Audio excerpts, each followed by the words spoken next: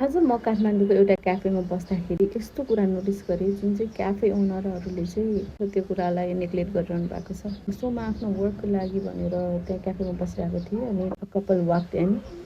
उहाँहरू बस्नुभयो अनि as soon as they got seated the girl she opened her phone गुगलमा त्यो क्याफे जुन क्याफे हामी बसिरहेको थियौँ त्यो क्याफेको नेम ट्याप गर्नुभयो अनि सर्च गर्नुभयो। त्यो क्याफेको नाम सर्च गर्दाखेरि they did not find the information they were looking for.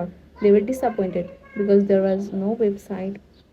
उहाँको फुड रिभ्यूमा पनि केही रिभ्यू नै थिएन भन्नुपर्दा, अनि no pictures no photos of the food, अनि अ लट अफ एकदमै small but key details were missing.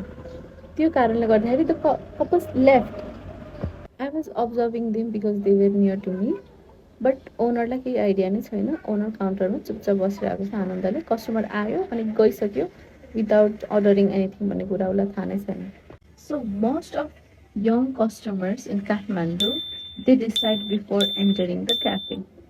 तपाईँको सोसियल मिडिया प्रेजेन्स राम्रो छैन, तपाईँको गुगलमा क्याफेको बारेमा केही इन्फर्मेसन नै छैन भने तपाईँ उनीहरूको आइजमा एक्जिस्टै गर्नुहुँदैन। यो वेबसाइटको कुरा होइन, इट इज एबाउट ट्रस्ट।